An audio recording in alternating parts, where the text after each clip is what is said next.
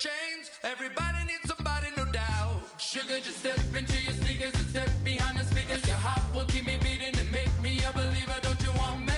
Don't you want me? I need some mercy on my soul right now. Give me what you got. Oh, oh, oh. Give me what you got. Oh, oh, oh. I said, roll up, yeah, come get your love. I don't care where we're dancing tonight, just as long as you're there in the break of the light. I said, roll up, yeah, come get your love. I don't care if I'm losing my way. I've been waiting for you as the night fades away. So roll up, roll up, roll up, roll up. Can I get an amen when the night ends? There's no winner when you're walking alone. Sliding down the last street as the day creeps. What you doing with nobody at home? Sugar, just step into your sneakers and step.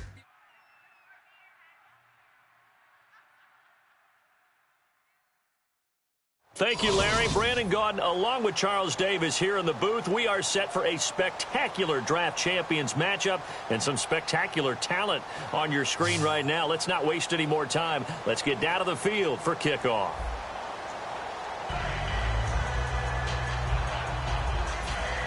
Oh, and how about this? An onside kick to start the game.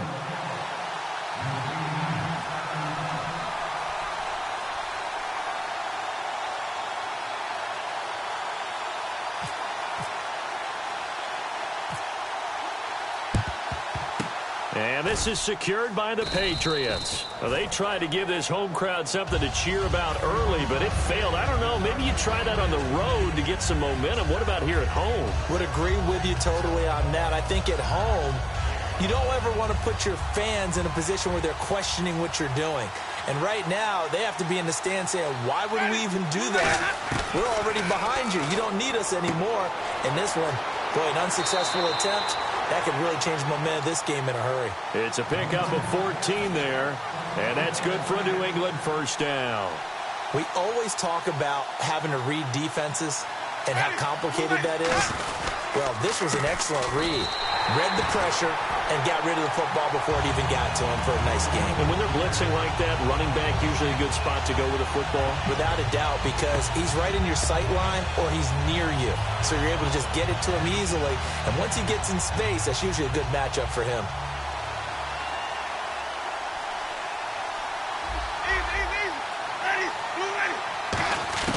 Now a second down throw for Winston. And the pressure gets there, and Winston goes down. C.J. Mosley in there to make the sack. He buries him for a loss of 10. And an extra DB here for the Chiefs on third down. Pass situation. Jameis to throw it. He's going to wind up and air it out. So they took a shot there on third down, couldn't get it. Now it's fourth. Well, he bounced up after taking a sack and took a shot downfield.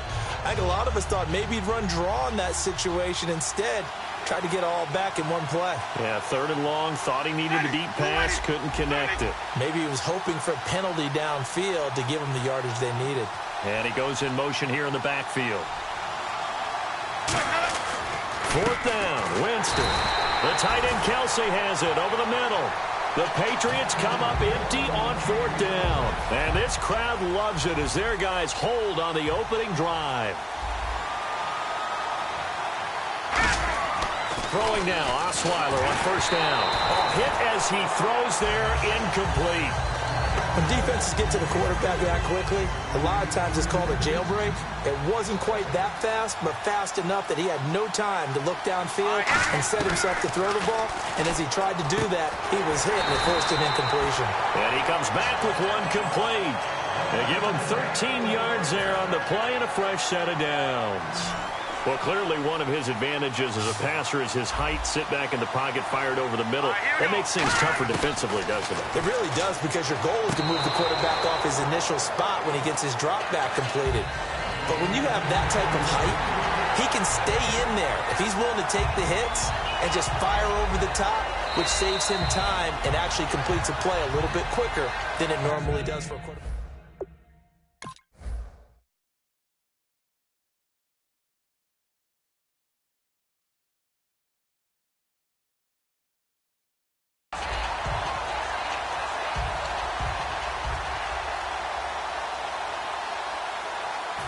So the incomplete pass brings up second down.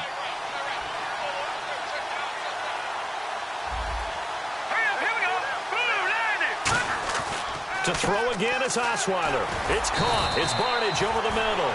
They give him 14 yards that time and a fresh set of downs. And the game just keeps evolving. Big guys running those corner routes, so difficult to cover. Fresh set of downs here.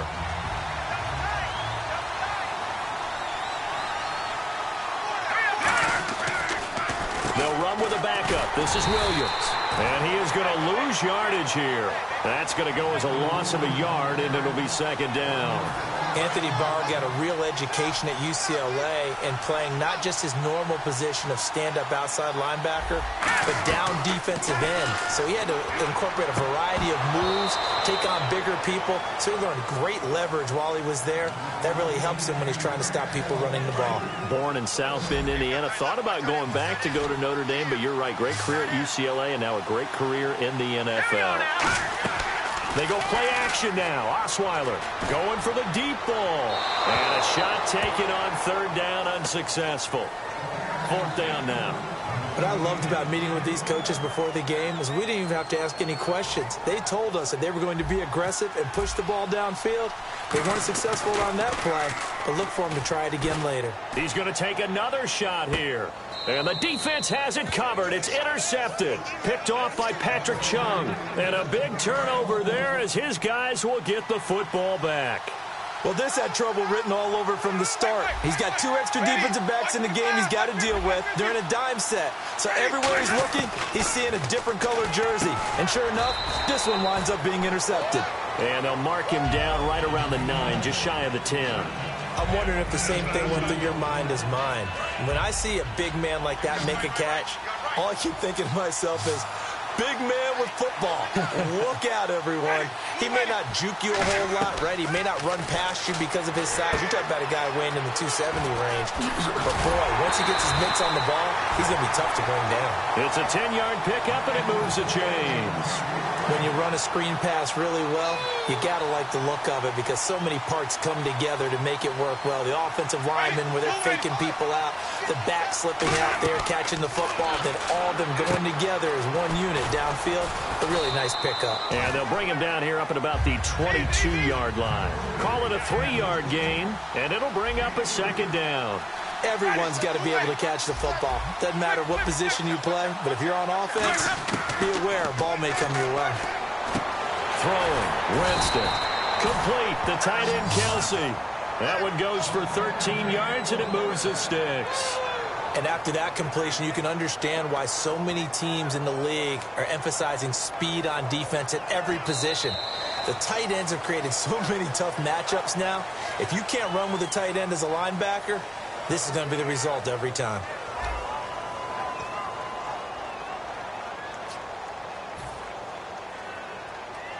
And the offense lining up 1st and 10. A first down throw for Winston. He'll throw underneath for Gurley. And he'll get up near the 45. They'll spot it at the 44. And just in general, Charles, on a play like that, how tough is it for the defense to account for a running back essentially being a receiver downfield? It's very difficult, especially if the running back has skills like a receiver, and you're aware of that before the game even begins. So throughout your practice sessions, you're going to want to be aware of him. Where is he lining up? What can he do? What kind of damage can he do to us downfield? And who can match up with him without weakening our overall defense? You're exactly right. It's a tough task to match up to him.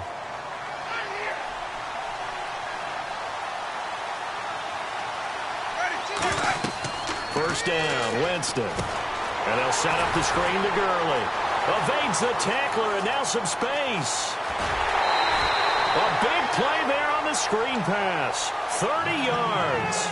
What's often built into passing games, without actually stating it, is rack yardage, run after catch, because they expect receivers to make a catch and make someone miss. And how about the broken tackle cause there that allowed for the big pickup of yardage? On 1st and 10, Winston.